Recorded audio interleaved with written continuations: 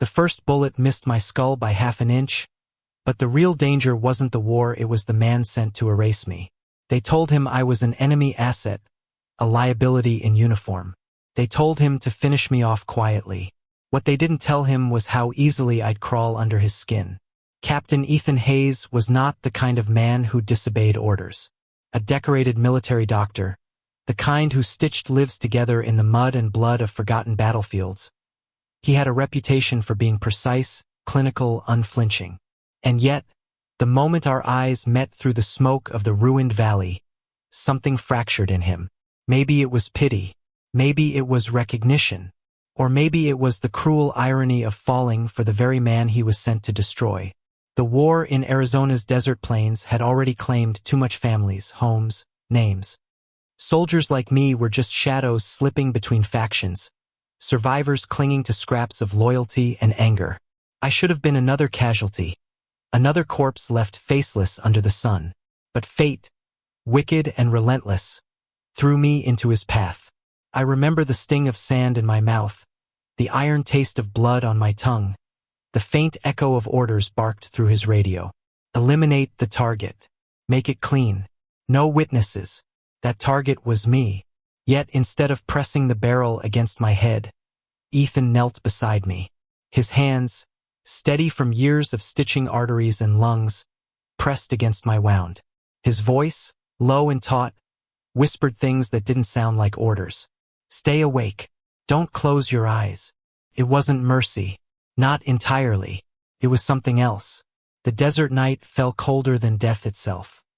The battlefield was quiet now, littered with wreckage and ash, the air haunted by the silence of men who'd screamed hours before. Ethan dragged me to a broken shelter, a half-collapsed shack that smelled of gunpowder and rot. My breath rattled in my chest, every exhale a battle of its own. You should have let me die, I croaked, half mocking, half delirious. His jaw tightened, shadowed by the faint glow of the lantern. And give them exactly what they want? No, them, his commanders, the faceless men pulling strings. I knew enough to understand. Keeping me alive wasn't just dangerous, it was treason. Ethan had crossed a line he could never step back from, and he knew it. You're risking your life for an enemy? I said, my voice sharp despite the pain. You're not my enemy? He shot back, and for a moment his eyes softened, like he hated himself for admitting it. I laughed, bitter and broken. Then what am I? He didn't answer. Not then. But his silence felt heavier than any bullet. Days bled into each other. He patched me up with the care of a man who both wanted me to survive and hated himself for it. His hands brushed against my skin with a gentleness I hadn't felt in years, not since before the war turned every touch into a weapon. He asked me questions he shouldn't care about: my name, my hometown, what I used to dream of when the world wasn't painted in red. Adrian. I told him one night, voice barely above a whisper. That was my name, before all this. His lips curved into something between a smile and a wound. Ethan, he replied simply, as if giving me his name was more dangerous than giving me a gun. And just like that, the battlefield around us shrank into something smaller. Two men, cornered by fate, bound by secrets, sharing names like stolen kisses. But there was no escaping reality. Every radio call he ignored, every patrol he diverted, every lie he spun to explain his absence, it was all a rope tightening around his neck. And mine. One evening, while tending to my bandages, he muttered under his breath, I should hate you. It'd be easier if I did. I tilted my head, studying him through the haze of painkillers and exhaustion. So why don't you? He froze, his hands pausing mid-rap. His eyes flickered up to mine, stormy and raw. Because somewhere between following orders and saving your life, I lost the line. And I don't know if I want it back. The air between us cracked, heavy with something unspoken yet undeniable. His breath caught, mine faltered. And in that suspended moment, when the world outside could have burned to the ground, Ethan leaned in. The kiss wasn't desperate, wasn't rushed. It was slow, deliberate, like he was memorizing the taste of rebellion. His lips were warm, trembling against mine, and I kissed him back with every ounce of defiance left in me. Because if the world wanted me dead, then at least I'd die having tasted something real. When he pulled back, his eyes searched mine with the intensity of a man staring at both salvation and ruin. "If anyone finds out," he began, but I silenced him with a soft laugh. "They won't," I promised, though we both knew promises were fragile things in war. The days that followed were a blur of stolen touches, whispered confessions, and the constant dread of discovery. We existed in a fragile bubble, where tenderness thrived in the cracks of chaos. But war is merciless, and it doesn't care about love. The radio calls grew more insistent. His superiors were restless, demanding results. The elimination order still loomed, a shadow neither of us could ignore. And with every passing day, Ethan's eyes darkened, the weight of betrayal pressing harder on his chest. "You know this can't last," he told me one night, his voice breaking like glass. "Then let it last tonight," I whispered, pulling him closer. And for that night, under the broken sky, we loved like men who knew tomorrow might not come. That was when the knock came. Not gentle, not patient, the sharp crack of soldiers against the door of the shack. Ethan's blood drained from his face. My heart pounded like a drum of war. "Captain Hayes!" a voice barked from outside. "Open up. We have questions about your assignment." And just like that, the fragile world we built threatened to collapse.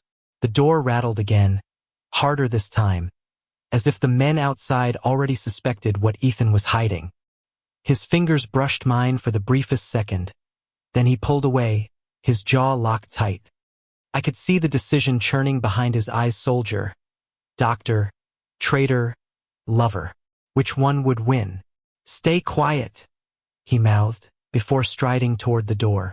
Through the crack in the wooden planks, I saw the silhouettes of 3 soldiers, their rifles slung casually, though their eyes darted like wolves scenting prey. "Captain," one of them said, voice clipped and sharp, "we've been ordered to confirm the elimination. Command wants proof." Ethan's hand tightened on the doorframe. His voice was steady, but I heard the tremor hiding beneath it. "The desert is crawling with bodies. You want proof? Go dig." The soldier narrowed his eyes. "This isn't a suggestion. They think you're dragging your feet." Behind the door, my chest burned. I could feel blood drying against my skin where the bandages hadn't been changed. My body screaming to move, to run, to hide. But there was nowhere to go, no escape except the man standing between me and execution. Ethan leaned casually against the frame, masking his tension with practiced arrogance. "If they're questioning my loyalty, tell them to check the number of men I've saved on this godforsaken field. I don't take lectures from desk officers who've never had sand in their eyes." The soldiers exchanged looks, unsettled but not convinced. One stepped forward, trying to peer past Ethan's shoulder. "Mind if we look around?" Ethan's body shifted subtly, blocking the view. "It's a medical shelter. Unless you want to watch me stitch guts, I'd suggest you keep moving." For a moment, silence stretched thin as wire. My pulse hammered. Then the leading soldier shrugged, forcing a smirk. "Fine, Captain, but command will want updates. Don't make us come back." Their boots crunched against the dirt as they walked away. Only when their shadows vanished into the night did Ethan let out the breath he'd been holding. He turned, and for the first time I saw fear unmasked in his eyes. Not for himself, for me.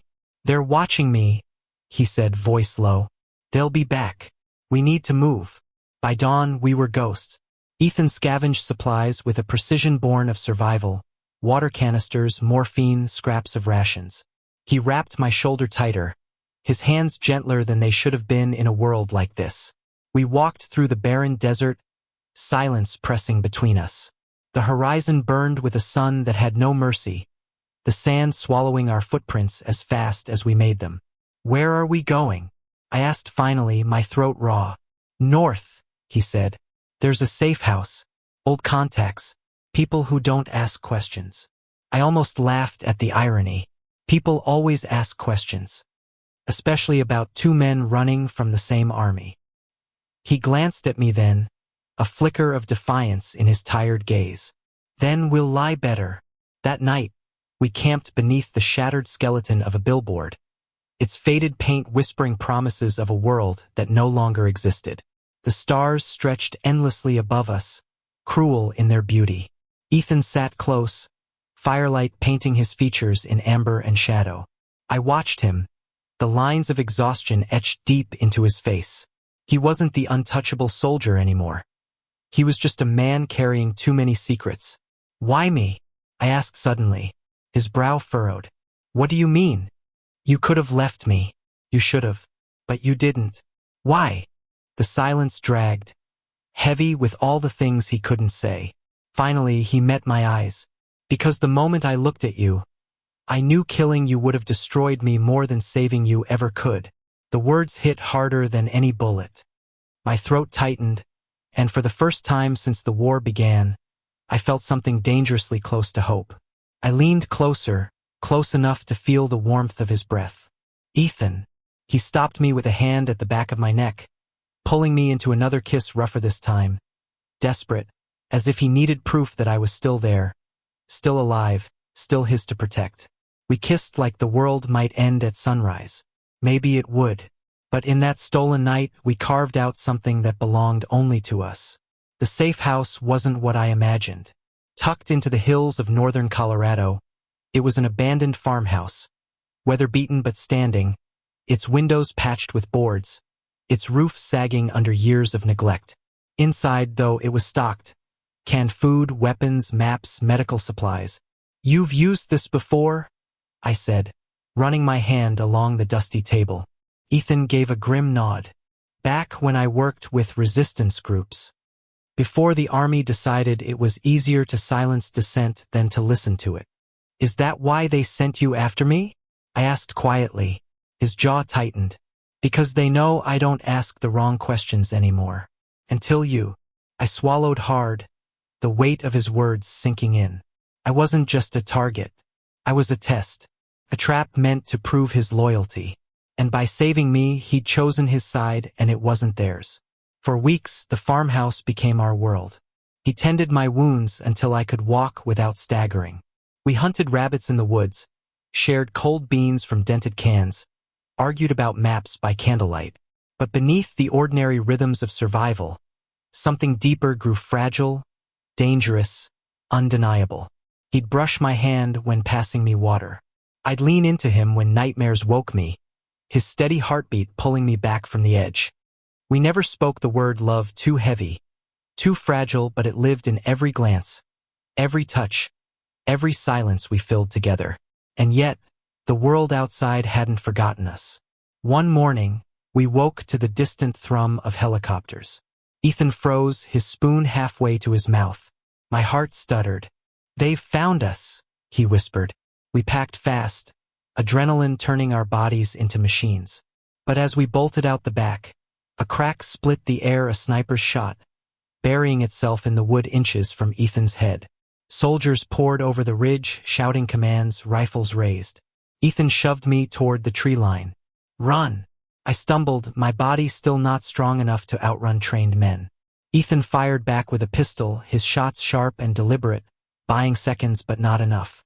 We made it to the woods, breath ragged, branches clawing at our faces. But footsteps thundered behind us, closer every second. Ethan, I gasped. But before I could finish, he grabbed my hand, pulling me off the trail into a thicket. We crouched low, hidden, his body pressed against mine to muffle our ragged breathing. The soldiers passed, their voices echoing through the trees, so close I could smell the sweat on their uniforms. Ethan's hand tightened around mine, his eyes burning with determination. They won't stop. Not until one of us is dead. I met his gaze, my chest aching. Then let it be them. That night, under the cover of trees, we made a decision. We couldn't keep running. Not forever. They'll hunt us down no matter where we go, Ethan said, staring into the flickering fire. If we want a chance at life, we have to end this. You mean fight back, I said.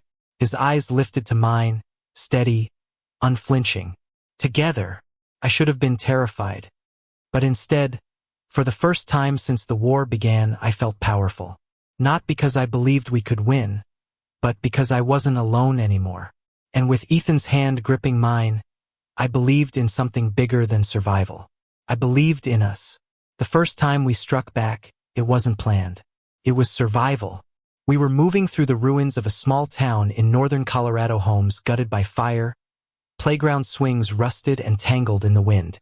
I could still smell the smoke of lives abandoned, as though war lingered even after the soldiers had moved on. That was when we heard them. A squad of 4 men, uniforms crisp, their voices carrying across the hollow street. They weren't searching this time. They were laughing, trading stories, careless. That carelessness could kill us or save us. Ethan's hand brushed against mine as he pulled me behind the collapsed wall of a hardware store. His voice was a whisper, sharp and steady. We take them out before they can call it in. No survivors. The weight of his words dropped heavy into my chest. No survivors. It wasn't medicine, wasn't healing. It was war, naked and brutal. Can you do it? He asked. I thought about the first time I'd held a rifle, the trembling in my fingers, the shame of knowing I was born for books and laughter, not bullets. And yet, here I was, pressed against a wall, my pulse racing, knowing if I hesitated, it would be him lying dead in the dirt. I nodded once. Yes. The fight was fast, violent, ugly. Ethan moved like a shadow, precise, surgical, the doctor who had once saved lives now dismantling them with the same hands. I followed his lead, firing when he signaled, my body shaking with each recoil. When the last man fell, silence rushed back in, deafening. I stood over the bodies, my stomach churning, while clawing at my throat.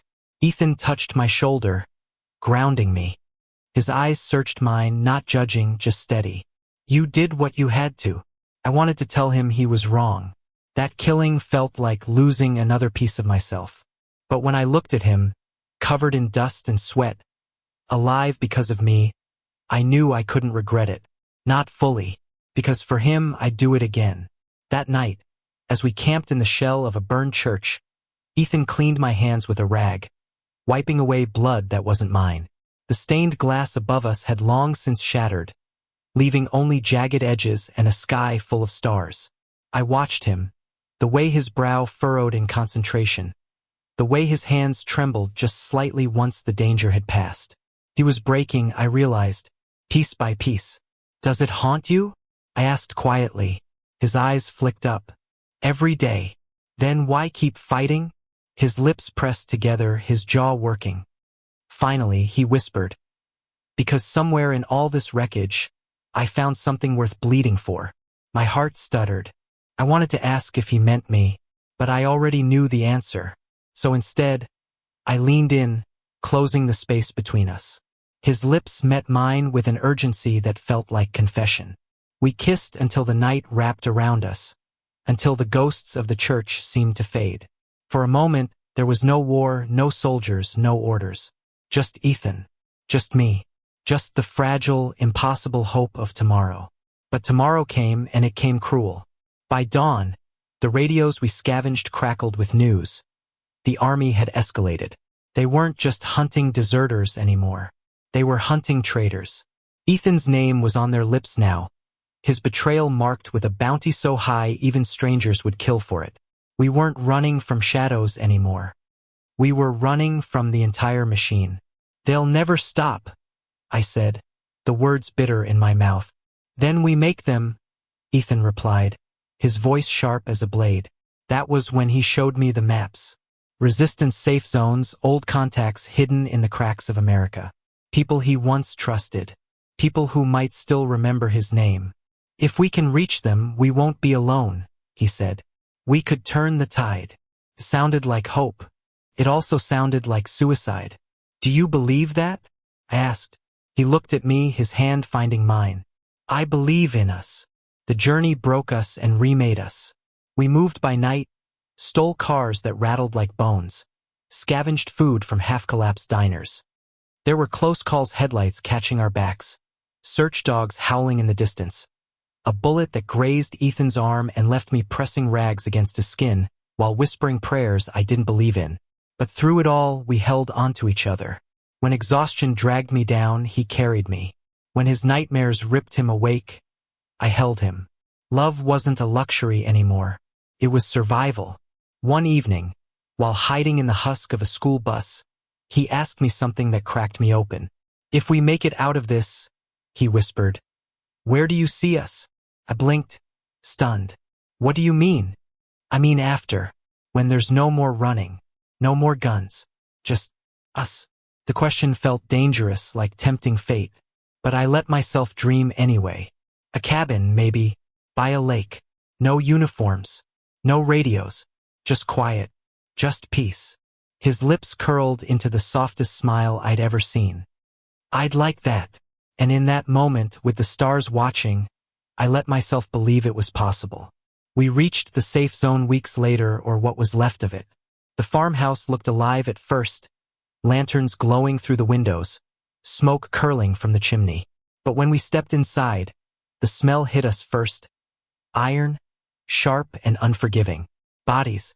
Resistance fighters lay scattered, their faces pale, their blood painting the walls. A massacre. No survivors. Ethan's knees nearly buckled. "No. God, no." I grabbed his arm, steadying him, but his eyes were wild, frantic, broken. They knew. They knew we'd come here. A trap. The sound of boots on the porch confirmed it. Dozens of them surrounding the house. We were caught. Ethan's hand found mine in the dark, his grip desperate. His eyes burned into mine, and for a second the war fell away. It was just us, two men cornered, hearts beating in unison. "If this is the end," he whispered, "I want you to know." But the door crashed open before he could finish, soldiers flooding in, rifles raised, faces cold. We had seconds to decide. Surrender or fight until the last bullet. I looked at him, and for the first time I wasn't afraid, because whatever happened next, I wouldn't face it alone. The farmhouse was no sanctuary. It was a coffin waiting to close. The soldiers poured in like a tide, boots pounding, rifles raised, their shouts shattering the silence. My pulse hammered in my ears. Ethan's hand tightened around mine once, firm and grounding. Then he pushed me behind him. His pistol rose steady, his body coiled like a man who had nothing left to lose. "Put down the weapon, Captain Hayes," one of the officers barked. His insignia gleamed in the lantern light, the kind of shine that came from never touching blood. "You've gone far enough. Don't make this uglier than it has to be." Ethan's laugh was sharp, bitter. "Ugly? You slaughtered unarmed civilians and called it order. You sent me to kill a man for daring to exist. Tell me, what could be uglier than that?" The officer's gaze flicked to me, his lip curling. "The traitor, the liability." He raised his chin toward Ethan. "Do your duty, and maybe command will forgive your delay." Every word was a dagger. They still wanted Ethan to finish what they started, to put a bullet in me and prove his loyalty. Ethan didn't move. His hand was steady on the trigger, but his eyes were fire. "My loyalty," he said, voice low, shaking with rage, "is no longer for sale." Then the room exploded. Gunfire ripped the air, the walls trembling with the force. I dropped to the ground, grabbing the rifle from a fallen fighter's corpse, my body moving faster than thought. Ethan fired clean, precise shots, cutting through the men who surged forward. Blood painted the floor, the smoke burned our throats, but neither of us stopped. We weren't fighting to live. We were fighting to matter, even if only for this one night. Minutes felt like years. When the last soldier fell, the silence was heavier than the gunfire. My ears rang. My chest heaved. The farmhouse was a graveyard, bodies strewn like discarded promises. Ethan leaned against the wall, his pistol slipping from his hand. Blood soaked his sleeve, bright against the gray of his fatigues. I stumbled toward him, panic rising in my throat. "Ethan," he shook his head, forcing a ragged smile. "Not mine. Not deep." His voice faltered, but his eyes stayed on me, sharp even in exhaustion. "You're safe." I pressed my forehead against his, trembling. We both are. For now. But even as I said it, I knew the truth. This wasn't the end. The army wouldn't stop. Command would send more. This was only one battle in a war too big for two men to win. Unless we made a choice. By morning, we buried the resistance fighters in the frozen ground behind the farmhouse. Ethan's hands were raw from digging, mine numb from the cold. Neither of us spoke much. The silence between us wasn't distance, it was grief. When the last grave was covered, Ethan stood beside me, his breath visible in the air. We can't keep running, Adrian. Not like this. I nodded slowly. Then what do we do? He looked out across the horizon, his jaw tight, his eyes shadowed with something I hadn't seen before. Resolve sharper than fear. We tell the truth. We show them who we are. Not just soldiers. Not just deserters. Men. Alive. Together. I stared at him, heart pounding. That will make us targets. His hand slid into mine, firm, warm, unshaking. We already are. Weeks later, our faces were everywhere. The resistance had splintered, but pieces still remained, hidden in cities, crawling through networks like veins. Ethan's contacts brought cameras, recorders, voices that carried further than bullets. And for the first time, I told my story the soldier marked for elimination because I dared to question, the man who was supposed to vanish without a name. Ethan stood beside me, confessing to the doctor ordered to silence me, who chose love over obedience. We weren't perfect. We weren't untouchable. But we were undeniable. And in a country drowning in silence, our truth was louder than their lies. The backlash was brutal. Some called us traitors, abominations, fools. Propaganda painted us as devils hiding in human skin. But others listened. Whispers grew into voices, voices into chants. Across towns and cities, people began asking questions they hadn't dared before. And somewhere in the chaos, Ethan and I found moments that felt almost normal. A diner in Kansas where the owner slid us pie without asking for payment. A church basement in Chicago where children laughed, too young to understand war but old enough to feel the warmth we carried. A cabin by a lake in Minnesota, quiet for one fragile week, where Ethan held me as if we'd already built the life we dreamed of. It wasn't peace, but it was something like it. The war didn't end because of us. Wars never end with two men holding hands in the dark. But we lit a spark that spread in ways neither of us could predict. Years later, when the smoke thinned and treaties were signed, when new leaders rose from the ashes, people still spoke of us. Not as heroes, not as martyrs, but as men who chose love in a world that demanded hate. I remember one evening, long after the last battle was fought, sitting on a porch overlooking a quiet stretch of land. Ethan was beside me, his hair streaked with gray, his stethoscope long since abandoned. The air smelled of pine and rain. "You ever think we'd make it this far?"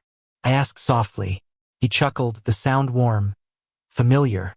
"Honestly? No. But I knew I wanted to try." I leaned into him, closing my eyes. "I'm glad you didn't kill me." His arm wrapped around me, pulling me close. "So am I." We sat there, two men who had once been enemies, then fugitives, then something far more dangerous in love. The war had stolen everything from us, but it had also given us the only thing that mattered. And in the end, that was enough. Love doesn't conquer war. It doesn't erase scars or bring back the dead. But it survives. It endures. It takes root in the most broken places, blooms in the ashes, refuses to die even when everything else does. Ethan and I were proof of that. Proof that even on a battlefield, where orders demanded silence and bullets wrote history, two men could find each other and choose to hold on. And when I think back to that night in the desert, the moment his hands pressed against my wounds instead of finishing me off, I understand now. That was the night we both began to live. Thank you for listening. If you find it interesting, please like and subscribe to follow the next stories.